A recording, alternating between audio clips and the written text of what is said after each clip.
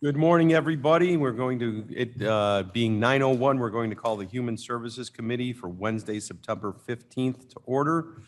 If we could call the roll, please. Lewis. Allen. Bates. Here. Davis here. All right. Iqbal. Kenyon. Here, in-house.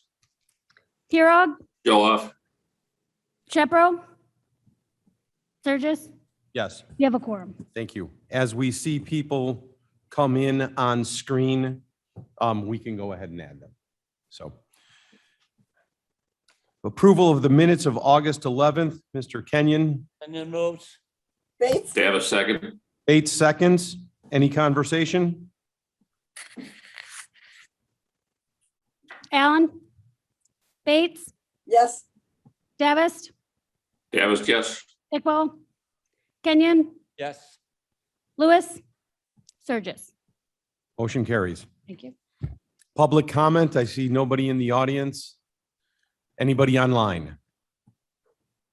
Perfect. Monthly financial reports are attached. Does anybody have any questions? Mavis, any questions on that? Not at the moment. Mark? Nope. Michael? No. Okay. Jake Zimmerman, Financial Veterans Assistance Commission. Take us away. Good morning. For the month of July, we're reporting here.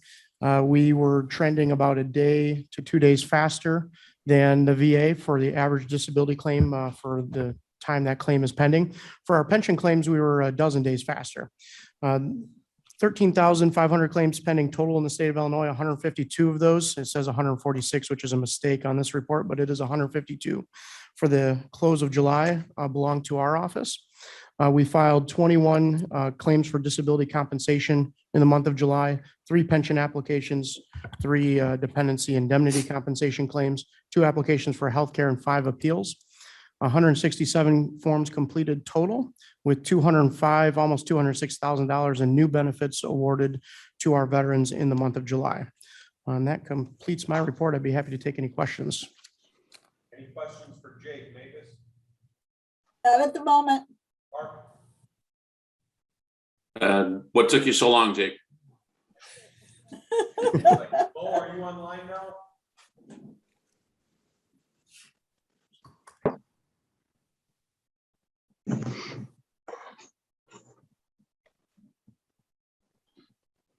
I have 2 things for you. First off, is as the dust settled on whatever was going on within office moves, relocation.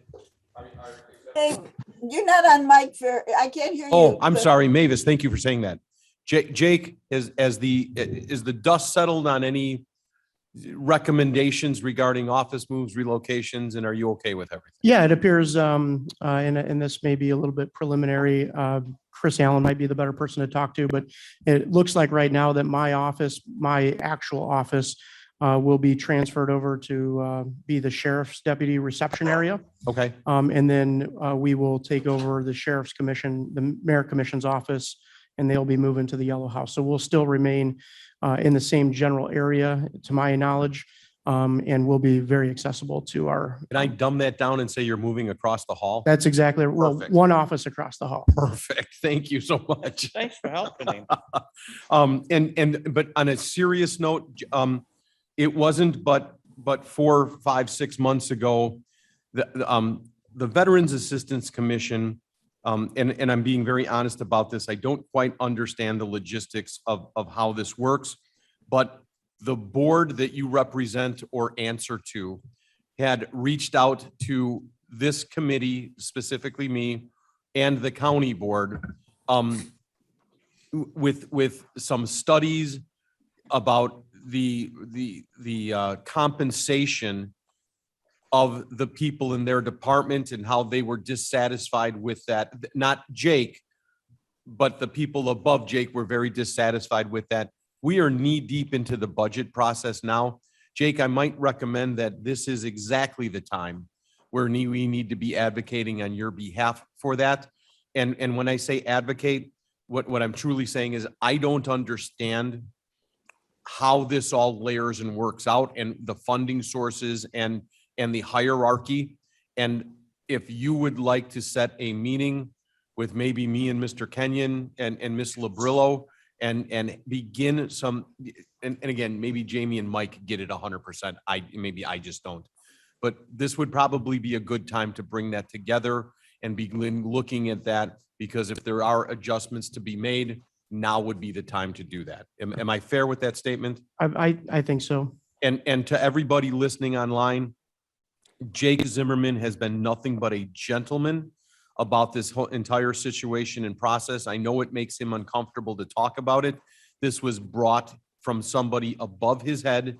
And Jake, thank you for your candor and being receptive to this. And we don't want this to be uncomfortable. This is just conversation. So let's have it in earnest and understand. Is that fair? Fair enough. Thank you, my friend. Thank you. Okay, Human Resources, Jamie Labrillo.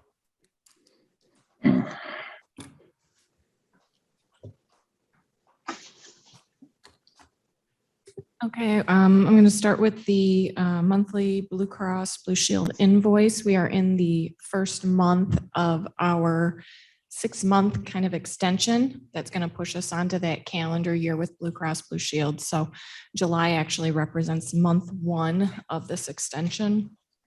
That's a pretty standard. Next is the Merp Graph. We're holding steady, usually between 50 and 60 participants on that. So we're right about where we normally are. Next, we have the Assured Partners report. You want to go down just one more page and go one more to the current tracker. So this was last year. We kind of talked about that last time. We ended up pretty well flat, $21,000 in the green. So that was good. And if you want to go down one more, then we have this, like I said, we're in the first month here. So it was a high month, which isn't unusual for the first month, but expecting to be on track as that fills out the year. Jamie,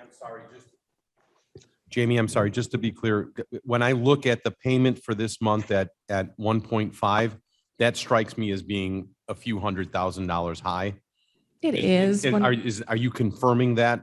Yes, it is on the high side. I mean, it's not out of range of what happens Agreed. in our fluctuations, but it is on the high side. But being that it's the first month, we probably haven't hit stop loss on anyone. So that's not unusual for that month to be a little high. If I could ask you, don't go to any great length on this, but if it's easy to do, could we ask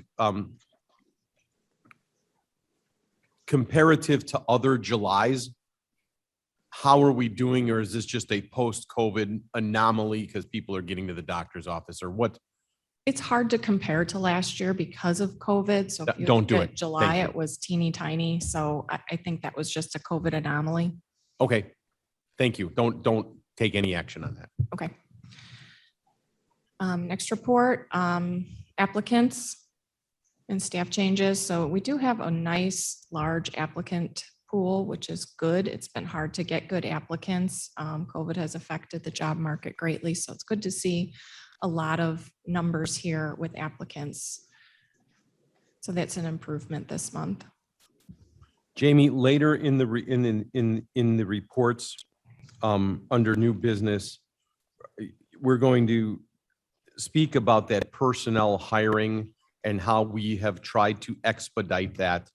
Does this report that you have on screen now give us any glimpse as to how many positions are being turned over within the county on a monthly basis? Just so the commissioners understand, this is voluminous. And the amount of people we interview and being able to offer a job and wait 60 days before it can be filled, that's the problem that we're trying to solve. The job market is extremely competitive right now for qualified people. So there just aren't enough applicants, aren't enough qualified people to fill the positions we have. This is a problem that every department is talking about. And when we have a 60-day delay to filling those positions added to the difficulty that we're having finding good qualified candidates for our positions. What's happening is sometimes we're finding them and then losing them because in that time period or in that waiting period, they find something else and they move on. So it definitely does add to an already difficult situation for our department heads to have to wait 60 days and go through the resolution process for a replacement hire. So we do have a resolution here at the very end of the meeting where we're going to talk about that. Okay, but just for the commissioners that are online, if you see it on screen, that's 208 applicants for August alone. I mean, this is not we're not talking about 5 or 10 people. It's 208 applicants that we're vetting and trying to move with. So thank you, Jamie. Mhm. Mr. Kenyon? Are you able to track why people leave? These other, We do. And if you want to some retire, I'm sure, but yes, we do track the difference between a termination, resignation, and retirement. So those are the 3 categories that we track. So termination would be anything not at the choice of the employee, whether it's Yeah. because the position was eliminated or something like we that. must be at a disadvantage. Because if you walk into 3 places to look for a job, and somebody said, well, I'll give you one tomorrow morning. And Kane County says, yeah, come back and see us in 2 months. Yeah, We're in a really, they also terrible can't position. guarantee that they'll get board approval. So that's another thing. You can't really offer them the job. You offer it contingent on board approval. So they know there's a well, they do- contingency as they well. could come and work. Then. No, you can't start them because you can't Not until they're financially obligate Correct. the county without Actually, that. I want to say this. Actually, it's not a bad thing because hiring can get out of control.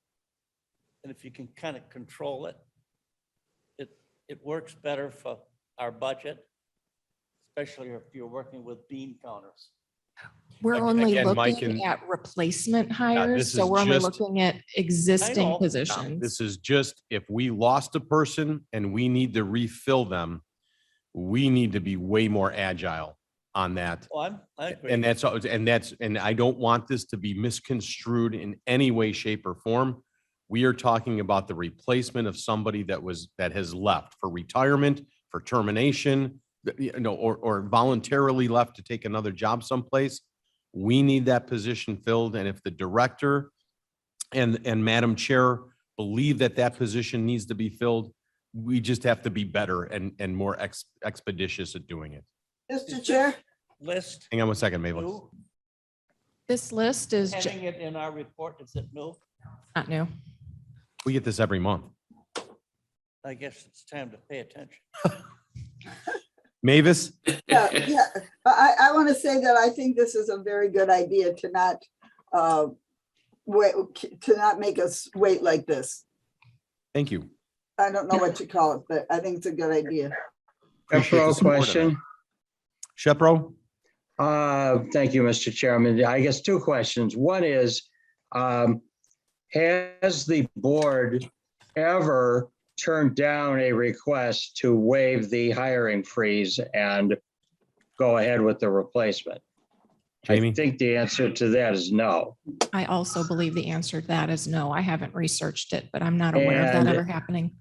And I guess the follow-up to that is the need to seek board approval, is that essentially the obstacle to the ability to make a relatively immediate and timely offer to someone?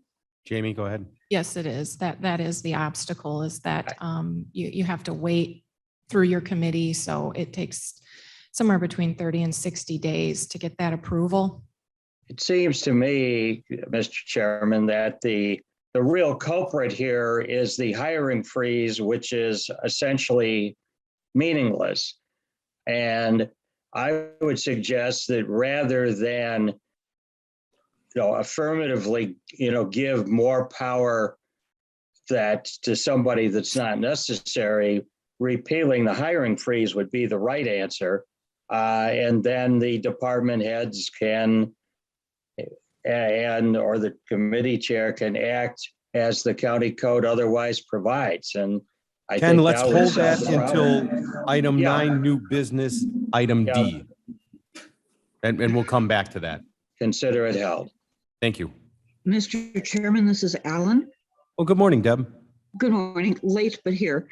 I just wanted to make a different differentiation between what we're talking about here, which is rehiring a position that already exists. And we're talking about hiring the position that's already included in headcount and already included in budget. The freeze, I believe, was intended to calm down hiring new or creating new positions, which would be outside of headcount and outside of budget. Just tossing that in from my memory. Deb, I'm in agreement with you, but again, I'm going to ask to hold that to 9, number D. New Well, you're business just- 9, number D. You're just no fun at all. Thank you. I'm sorry. Thank you. Jamie, please go ahead. If you want to scroll down to the next report, scroll down to the terminations report, one more.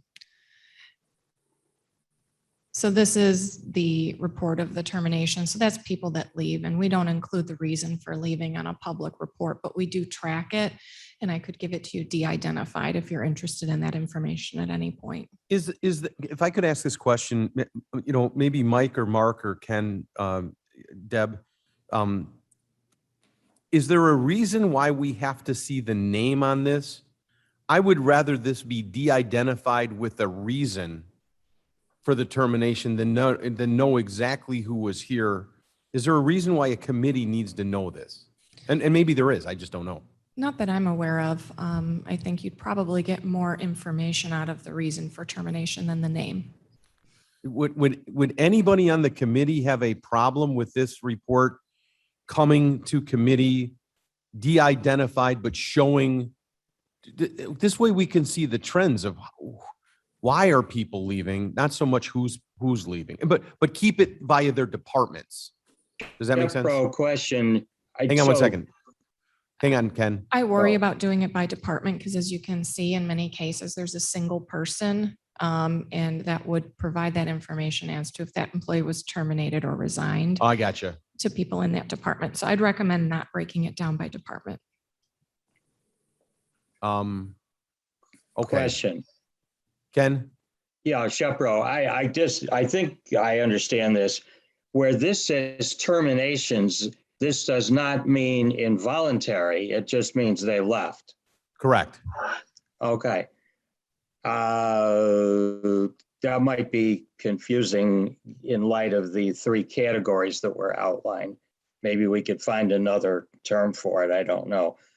But I would agree with the chairman's suggestion. I think what we really want to know is not who left, but why, and a summary that would break out the reasons for leaving. I think would actually be more useful than have seen that John Doe left, but it doesn't say why. Jamie, would you be comfortable with being able to do this maybe on a quarterly basis, de-identifying, but I would want to, I mean, this is just me personally. I guess I would want to see who's losing the most people. What's the biggest turnover? The state's attorney's office, the juvenile justice center, the IT, and why are they leaving? Voluntarily, what? And so maybe if we didn't do it monthly because you're worried about we would be able to identify somebody, could you do it quarterly and that would show us the trend by department? Yes, I think there would be Comfortable with that. sufficient names to provide it quarterly and include it broken down by department. Okay, do me a favor, just think about that. Let's not make a snap decision today. If you go back to your team and they say, oh, but wait, then tell us that. But if not, let's do that on a quarterly basis, if you could. All right, we can do that. Okay, Mr. Chair, Gums. yes. Quick question. I Who don't is know, this? so I apologize. This is Gums. Hi, Gums. Hey, I apologize. I don't know the answer to this question, but when we're trying to identify why people are leaving, do we do exit interviews on these folks? And every time anybody leaves, do we do an exit interview? Jamie? We do not in human resources. Something of that nature would be done within the department based on their own processes and procedures. Okay, and then if they did an exit interview, would they submit that to the human resource file? They would not. They typically do not submit more than a reason, that the 3 categories we provide. And we request if there's a resignation, they provide a copy of the resignation letter, and that's all that is currently received by Human Resources. Okay, I have Thank you. a follow-up question. Hang on. Shepro. Michelle, where were you going with that? Is that, well, I mean, when we're looking to find out why people are leaving, often in an exit interview, people are pretty frank with their supervisors and they say, I'm leaving because I'm going for more money, or I'm leaving to move to Alabama. So having that information could help us understand the bigger problem. Mr. Chair? hang on, Mavis. Jamie, do you understand what Michelle's saying? Absolutely, and I agree with her completely. It's getting all of the departments to share that information. It would be a policy decision, I think. Well, that was going to be my question, Shepro. Okay, maybe we can discuss that offline just a bit. Mhm. Let's not take action on it, but just have a conversation. Definitely. Ken, did you have more on that? Well, I just wanted to say that somewhat was a surprise to learn that just now. It would seem to me that there ought to be a policy for the county that we do exit interviews. I don't think so many people are leaving that it would be onerous. And I think that Michelle's point is well taken. This is information that I think would be important for the board to know and for HR to know, and not have to rely on a patchwork of different policies in different departments. That's 18 terminations for last month. I mean, that's 20 plus hours from the department. Jamie, I don't know that you have the bandwidth to do that, but Dates here. let's just continue to have this conversation a bit. I do believe you'd be looking at eliminating the offices of the elected officials from that list. I find it unlikely that they would participate. So I think if you look just at the county departments from that, that number is significantly lower. Got it. And- Mavis? And just to clarify, I'm online. I'm on Stack. Okay, Michelle? just to clarify, so really what I'm getting at with the exit interview, those could be done at the department level and then simply submitted to the human resource file to make it less onerous on our human resource staff. True. Why did you choose Alabama as your example? That's Any other questions on Yes, this? red state. Yes. Mavis, go ahead. I think this is a good idea because it can be an audit of the departments and why people are leaving. If there's some, if there's some reason that people are leaving that we need to know about, like any kind of harassment, then this may only come out in an exit interview. So I think there's a lot of good reasons for doing this. Excellent point. Mr. Kenyon. Remembering back, we had to get 3 different people to do the animal control. And there was one director that was, a word awful. And people couldn't work for her. She picked on people and you could track where there's a problem. Exactly, yes. If you see how many people, and I've had people call me about it, and finally she left. And now like I said, it took us 3 people to get the right person to head that. Interesting. Some people Well, can't handle authority. understood. Let's continue. Deb, did you have a question? It did, and a suggestion. When you have total terminations, you could break it down into resigned 4, retired 2, and terminated the rest. It would be helpful. For instance, there's anecdotal information coming out of IT, for instance, that they lose people because they're not able to pay enough. And that if it were a little more formal and a little less anecdotal, I think that would be helpful to the board to be able to say, okay, obviously we have to raise the salary in order to hold on to a good person. The state's attorney has been saying that she's concerned about being a revolving door. we solved that problem. One state's attorney ago, with two state's attorneys ago complaining at every meeting. Over 2 years, we pumped $800,000 into the state's attorney's office. And then Mr. McMahon said, I'm no longer a revolving door. You have my Just- commitment to use a very technical word. We will canoodle this and try and come back with some form of, or at least a series of choices that we can make as a committee as to how to go with this. And we'll get some input from Vincent at the state's attorney's office and Jamie and from Human Resources and let us, let's lock ourselves in a room on this one and beat each other up and then we'll come up with something. Is that fair? Canoodle is great. Thank you. Canoodle is a good word. Anyone else on this? Can we move on? Canoodle. I don't, can somebody Google canoodle for us? I'm joking. Could be from I Alabama. think Yeah. I was gonna say, I think it originated in Alabama. Stop reading my mind, Mark. Too fun. Alabama speak. That's it. Jamie, go ahead. Okay, if we want to move on to the workers' comp reports. This year is trending a little up over last year. I think last year was artificially low additionally because of COVID. A lot of people working from home, not in the office. I think it just resulted in fewer claims. We are still trending below previous years. So I kind of look at 2020 as an anomaly. So there's nothing concerning in the 2021 numbers. You just may notice that it kind of goes up a little bit versus last year. And I think that's just another COVID effect.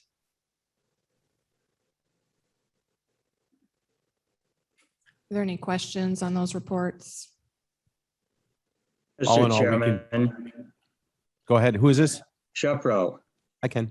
I think that given that this is a broadcast, I will not tell you what the definition of canoodle is, but I recommend that you look it up in the Urban Dictionary, and perhaps we may choose to use a different term. Thank you. Is it Thank you for that spelled- correction, sir. Is it Yes. spelled with a C or a K? But let's move on. Thank you. Kanoodle. Let's move on. Thank you. Jamie, I did have an item here for under Department of Human Resources, item D. I have an arrow that says health report analysis. Yes, that's the last thing. I just wanted to inform the committee that we are conducting an analysis of the health department's staff. And this is to address a lot of the same things we're doing in the business analysis, but it's a little more time sensitive right now as we look towards replacing that director position on a permanent with a permanent candidate. So we are using a consultant, Patricia Farah, and we're going to be moving forward with that. And when that consultant prepares her report, that's going to come back to the Human Services Committee to review. We expect that probably to be in December. She has started her review and looking at job descriptions and things, and we'll be moving that forward. It's not going to reach the level of needing a resolution in expenses or anything like that. So we just wanted to make everyone aware that when this is complete, that the report will come back to Human Services. Perfect. Thank you so very much. All right, compliance. I'm so sorry. Anybody with any questions for Jamie on any of those items? Hearing none. Jamie, compliance on the sexual harassment training report? I did pull those numbers again this morning. We have been following up with the departments to try to get to full compliance on this. Just as a reminder, the state law does require that absolutely every single employee must receive annual sexual harassment training, or we will be out of compliance and subject to fines and fees from the state. So this absolutely has to cover every employee. So I've been working on contacting the departments and sending them lists that include the names of the employees who have not completed their training. As of this morning, we have 83.1% of employees have completed the training. That's 976 out of 1,175 employees. We And do. what is the recommendation to contact those remaining people? Right now, I'm in the process of sending their names to the department heads and leaving it on the department heads to follow up with the individuals. We do have a number of departments that do have 100%. The auditor's office, drug court within court services, water and environmental, water resources, environmental management, finance, human resources, IT, Kane, and the Veterans Administration have all fully complied. The remaining departments we are still working on. And just for information, the multiple departments have only one person left, and it's a fairly new person. That would be animal control and KDOT. So they're almost at 100%. They just have a new staff person who has not completed it yet. So we're making good progress. Perfect. Congratulations and Shepro. thank you to them. Those departments that are at 100%, it's so appreciated. Ken? I just wondered what the percentage of compliance was from the county board. We didn't run that. Did we? Well, we did run, I mean, the report includes everyone. We're still working on getting 100% compliance from the county board. Thank you. It's I'm one me, of them. Ken. It's me, Ken, and I promise to get it done. No, it's me too, so. No, it's me too. That would be me for, so sorry. I All did right. it. I know what you guys are talking about. Yay, All right. Michelle. We're on item 8, old business update on the ethics ordinance review. I believe Vincent's going to come to the lectern and speak. Good morning, Vincent Coyle from the State Attorney's Office.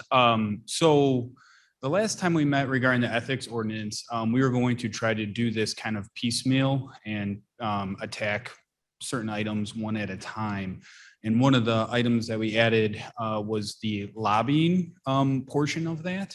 I did have a chance to speak with Mr. Mo Iqbal regarding that and doing a review or update on the lobbying portion of that.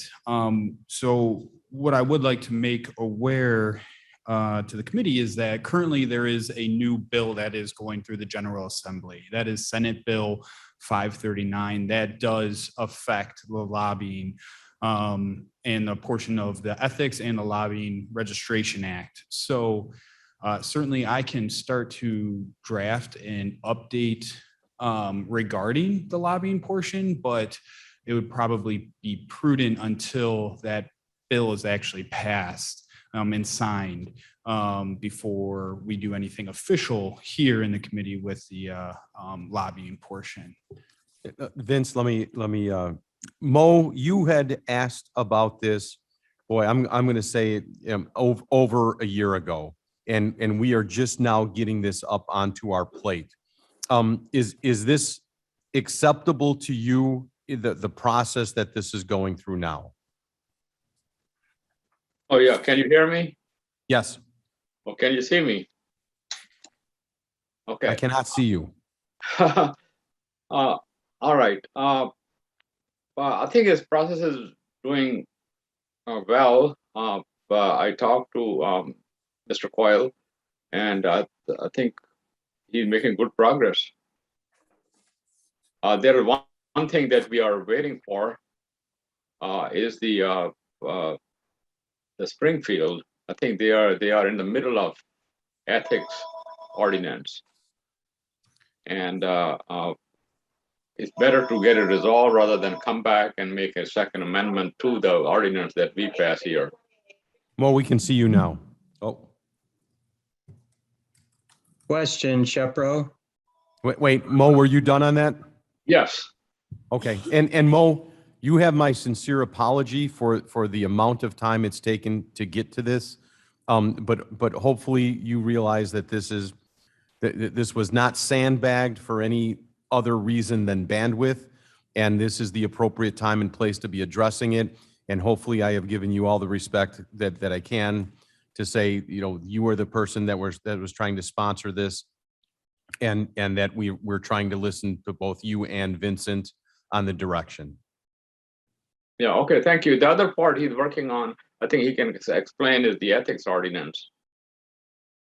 Okay, and on that ethics ordinance, Vincent's comment was that we were trying to break that into bite-sized pieces. And just to refresh everybody, and Mr. Davis, support me on this, please. Some of the stuff that we do in housekeeping here, it's monumental size lifting. And when we try to bring something that's packaged so thick and so deep, we get bogged down and we never get to the finish line. So what we chose to do was take each component of this update and bring it through separately as not to, delay the entire process. And I think that will be much more successful for us.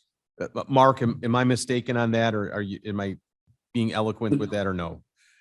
No, I think you're absolutely correct. When we undertook this many years ago and tried to go from a Ken will remember, we had approximately 2.5 page ethics ordinance. That was the whole thing. And to try to move from that into essentially what we have now, you had to break it up. You had to start with small bits and pieces that you could find agreement on, so that each day when the committee met, they felt like there was, the work was in progress, as opposed to staring at a blank, canvas, wondering where and how to start. So my experience has been that, yes, this is absolutely the way to approach it, is, break it down, fix the things that you can easily first, and then keep plodding along. Vincent, I know that sounds like a broken wheel, but I don't want anybody online or that's hearing this for the first time to look sideways at it and say, why would you do it that way? We're being very deliberate in doing it that way so that we could continue forward progress, rather than spend a year on this, get to the finish line and say it was too big for us to comprehend. So, Mr. Chairman, Shepro. Shepro, yes. Couple of thoughts. One is, as I understand it, the governor has vetoed the ethics bill for the purpose of returning it to make what I understand are agreed upon changes. So I think it does make sense, because, as has been noted, what we are able to do is dependent, at least in part, I believe, on what the legislature makes the law for the state. And secondly, we also need to bear in mind that 2 different states' attorneys have weighed in that large portions of our existing ordinance are contrary to state law and are unenforceable. And I think, the sooner we can eliminate those provisions, I think the less confusion there will be. We've had in the past 2 years complaints of violation of the ethics ordinance, which appeared on their face to be correct, but then it turned out that we did not have the legal authority to impose those restrictions. And we absolutely agree with that, and that's the intent of what we're doing. Vince, do you have any comment? I was just going to say that is correct. It did go to the governor and came back with a mandatory veto. I believe recently there might be an agreement, but I don't know what the final status of the bill is as of right now, the changes. So Perfect.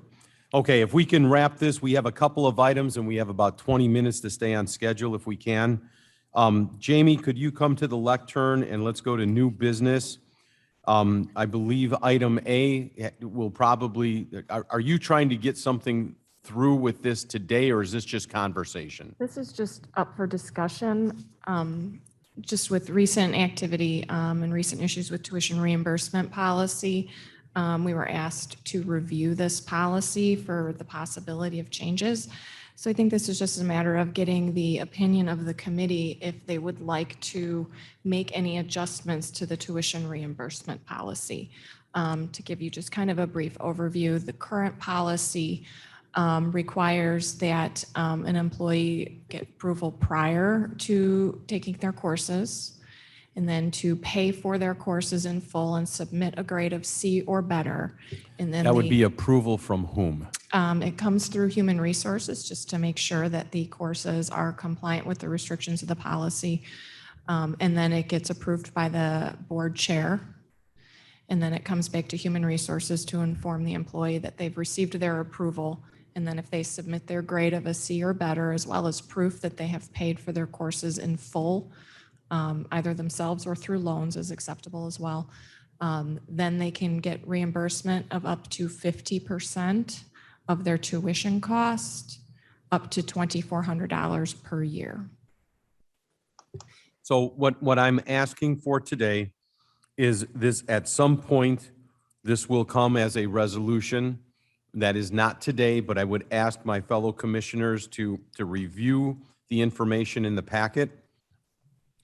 In writing, respond to any of the items that they have a problem with. We can bring it as a resolution based on that input. We can shape that. And then if we need to have further discussion on it, we can. But please take a minute with this. Put your thoughts down, help us craft this so we don't have a reoccurrence again. Is that a fair request, everyone? And I can let you know some of the criticisms to it were that it requires the employee to pay the full price of their tuition ahead before they can receive any credit back, and that is limiting to those in a lower income level that might not be able to front all of that money. That was one of the criticisms to it. One of the other criticisms was the $2,400 per year max. We do have limited funds. This is covered by riverboat funding, as you probably know. So there's limited funds. I know the reason, to my understanding, behind setting that limit was so that one or two people wouldn't come along and use the entire allotment for the year. So it wouldn't be kind of like a first come, first serve grab at the funds, that there would be enough for everyone.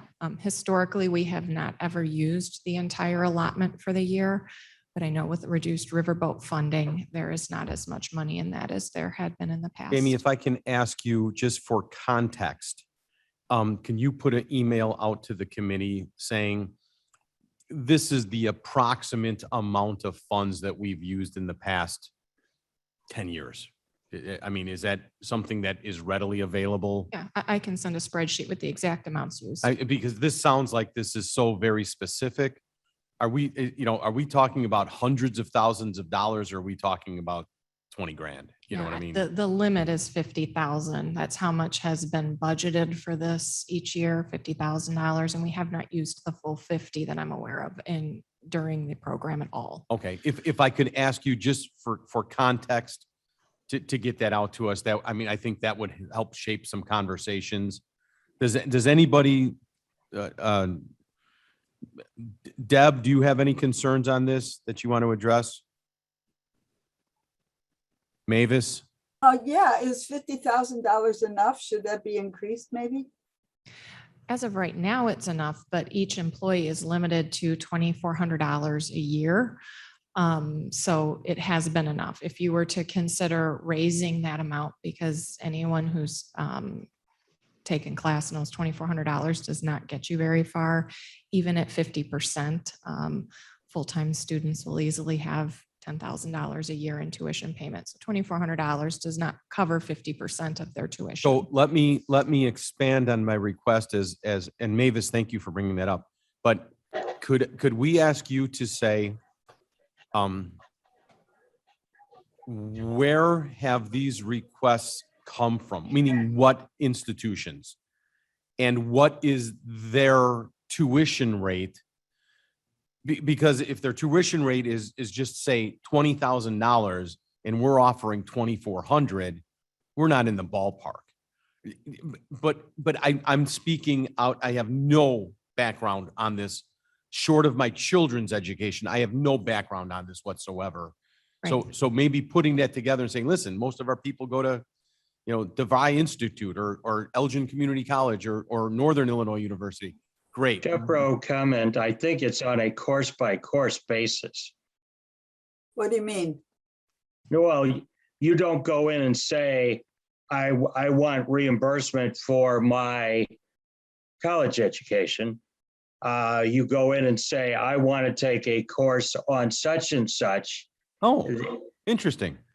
It can be Now, done that but- way. It also is, as long as the education is in their field of work and to advance their career with Kane County, then full degree programs can participate as well. It is still listed out course by course and evaluated in that way.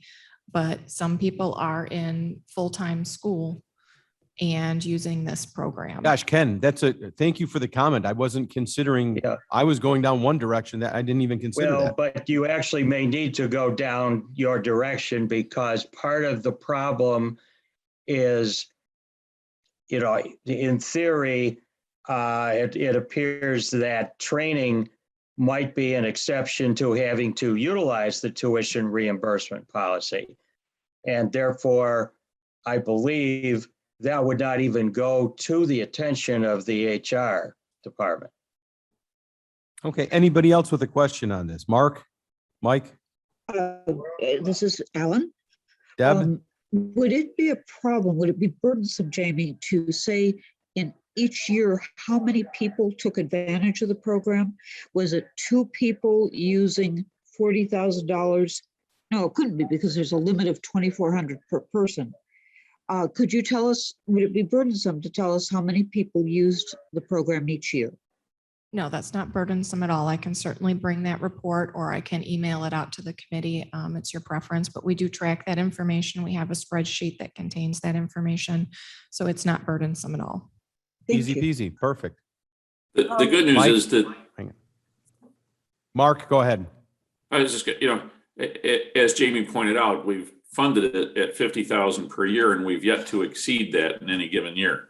So the idea that we need to immediately fund it at a higher level hasn't really presented itself.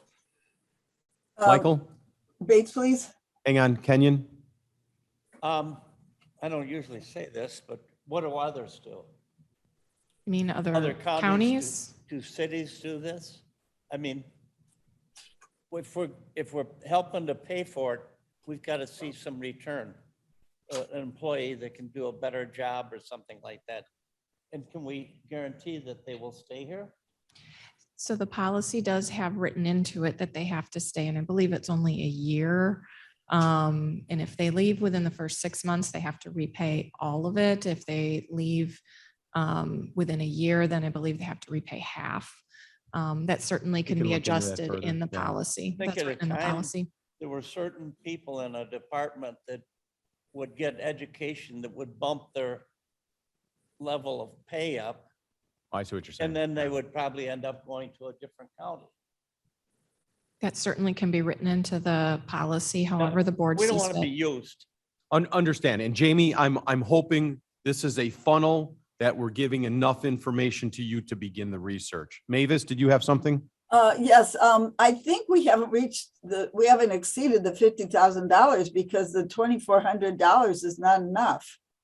And we'll pull that information together Okay. for review. And I mean, again, we're trying to tweak this to make it, if we want the best and brightest, then, Right. let's continue to advance our policies and procedures on this. So- I got a master's degree from Illinois Institute of Technology when I worked at Bell Laboratories, and that was very expensive, and they just paid for the full thing, and I worked there another 20 years. So it's And the good news is we are the benefactors of that. So, right. Yeah. so we appreciate that. Got the end product. Yeah, we get Mavis Bates. So that's we appreciate that. All right, Did if you we can have to move on fund- for this, that would be All right, great if there's not thank- any more thanks, Cliff. questions. Yeah. Jamie, thank you so much. Let's go on to resolution item B. Jamie, go ahead on that. This is just housekeeping. This is approving our holiday calendar for next year. As is the normal practice, this mirrors the schedule that the chief judge has already adopted for all the courts and the court supporting departments. I see Mike Kenyon has motioned. Do I have a second? Alan, second. Alan, second. Any discussion? Go ahead and call. Allen, Alan, I. Bates, Bates, aye. Davis, Davis, yes. Iqbal, Iqbal, yes. Kenyon, Yes. Lewis, Sturgis, Sturgis, yes. passes. Item C, resolution approving the Kane County per diem rates for calendar year 2022. Jamie, why don't you just give us a little background to that before we, Again, this is just another housekeeping. Every year, the auditor does the necessary research to determine what those rates should be based on national trends and sends a memo to Human Resources, who then puts this resolution together to establish the rates for the next year. If you scroll down, I have attached the auditor's memo, and these rates match the auditor's recommendations for 2022. Mr. Kenyon motions? That looks pretty generous. Wait, let The Mike, money is- point of order. Let's get a motion in a second and open it for discussion. Jamie was just giving us the, so Mike has motion. Do we have a second? Alan, Have a second. second. Alan second. Sorry, Mark. That's Any all right. discussion on this, Mr. Kenyon? I would like to know here again, what do others do? I think it's very generous. This is Alan. Deb? I can help with this. I think Jamie will second it. This is coming right out of IRS. Yes, this is pre-established. Maximum what Yep, they'll that's allow. correct. Yes. Is it, Auditor- so Jamie, with the comment that I'm hearing is this the maximum amount allowable by the IRS? And is that the way that the auditor has put this through? She's actually here and can Ooh, probably answer we that have an question for auditor you. representative. Woo. Good morning. Kristen Jenkins from the Auditor's Office. Kristen, This thanks. is not the maximum allowable amount. It's actually, I think, if you look at Cook County, it's like $79 a day. So we match the DuPage County rates. It's the closest county to us that's published. Good to know. If we're okay with this, let's go. Any more conversation? I'd like to call the vote. Allen, Alan, Bates, It's I. Davis, Yes, yes. Iqbal, Iqbal, yes. Kenyon, Yes. Lewis, Surges. Surges, yes.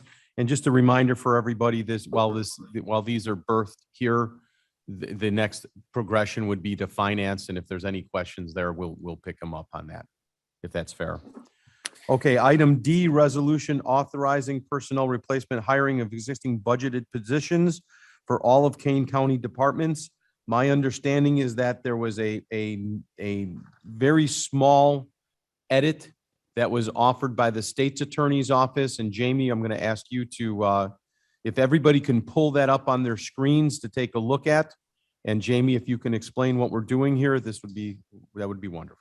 I just received this, so it hasn't been distributed to everybody, but I can read it to you. I'm sorry, wait, can we get that on screen? Yes. Blair, do you have the ability to do that? It isn't available that way. I just received this last night Okay, from the state's attorney's office. Really, the only. it's not substantive.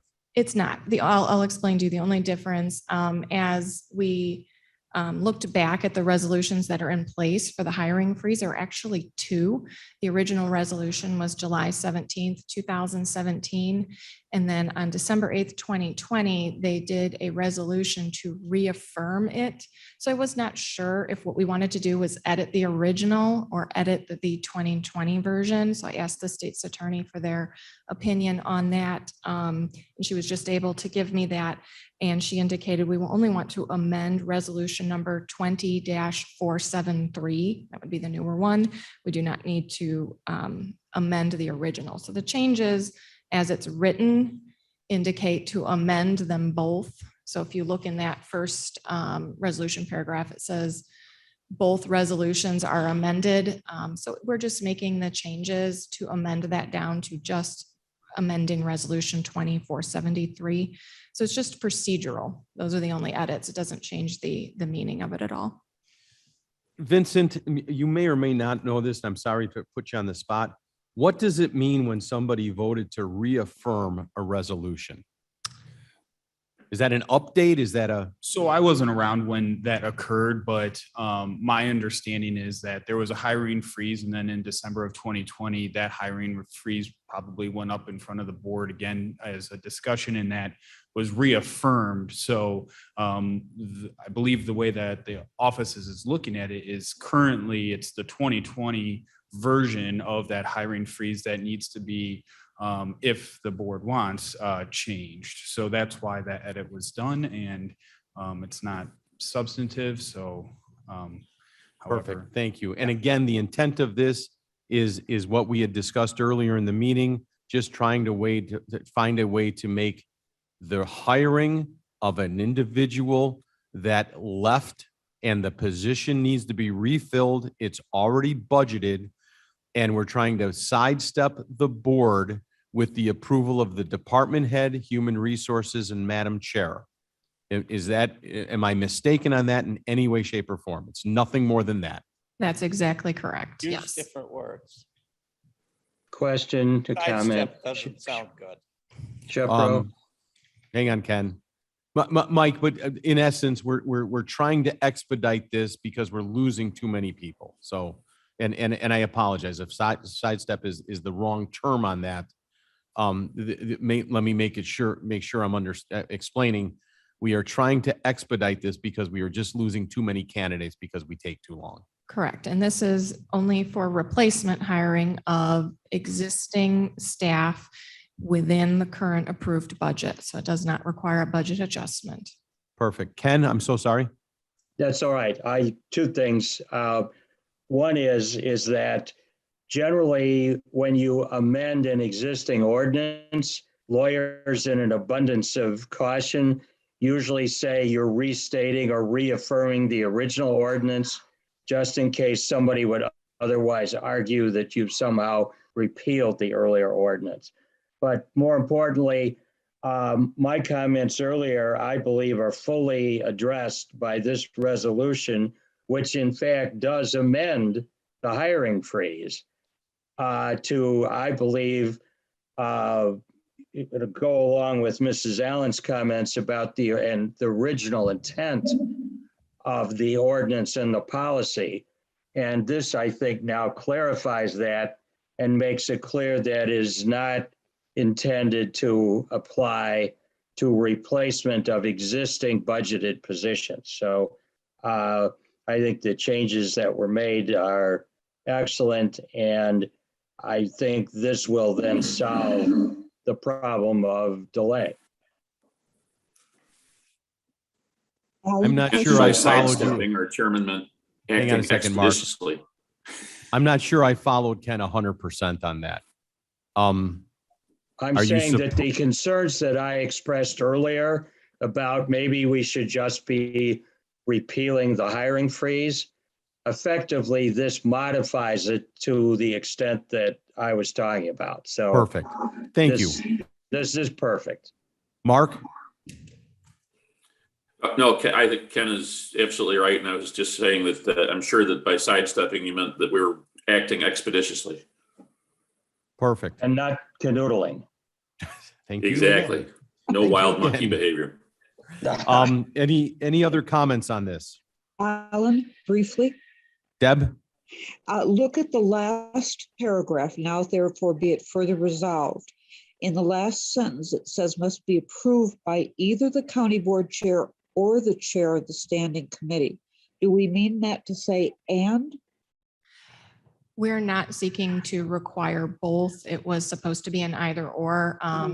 If the chair were unavailable, then the chair of the standing committee could make that approval. So it's supposed to be either or. So if you look at the form on the very back page, the approval by says county board chair or board committee chair. Okay, thank you. Anyone else on this? If not, please call the roll. Can we? I'm sorry. We wanted to do this as amended if possible, versus the one that was in the packet with the Oh, amendments. I'm so that I sorry. You're listed. correct. You're correct. Mr. Kenyon motions for the amendment. Alan, Alan seconds. Please call the vote on the amendment. Question, is the amendment of the what's up on the screen? No, would you like me to read the specific changes? I think that would be good for purposes of the record. Okay. In the second paragraph, whereas on December 8th, 2020, King County adopted resolution 473, reaffirming Resolution 17-202 and continuing the hiring moratorium. And we want to add the statement with the exception of grant-funded positions and positions specifically approved by the county board. And then the other change is in the first resolution paragraph. Now therefore be it resolved by the Kane County Board that Resolution 20-473 is hereby amended such that county departments are hereby authorized to fill existing budgeted positions that can be fully funded within that department's existing approved budget without obtaining additional specific approval from the county board for each existing position. Those are the only two edits. So then deleting the good. reference to resolution 17202. Correct. Right. Perfect. Thank you. Anyone else? Please call the roll. to Allen? vote. Alan, I. Bates, Bates, aye. Davis, Davis, yes. Iqbal, Iqbal, yes. Kenyon, Yes. Surges, Surges, yes. passes. I thank everyone for their support on this. Again, we birth it here. It goes upstream to another committee. If there's something that somebody catches that needs to be updated, or we didn't quite get this, we'll catch it at the next level. But I appreciate the intent here and the support for all our department heads who are trying to do the very best they can in a very challenging job market. So thank you. You have a motion to place reports on file. So Davis moved. moves. Bates moves. Davis moved, Bates second. Any questions or comments? Go ahead and call. Allen, Alan, I. Bates, Yeah, aye. Davis, Davis, yes. Iqbal, Iqbal, yes. Kenyon, Yes. Surges, Surges, yes. passes. There's no need for executive session. Motion. to Uh, Mr. Kenyon motions to adjourn. Davis, second. Davis second. Any comments on that? For anybody Goodbye. online, did you see the cool background that Roger Fonstrat had? Go back. That graphic, Roger's in the room now. It- That graphic was no, it pretty didn't. cool, Roger. That was pretty cool. All right, motion to adjourn. All in favor? Aye. Opposed?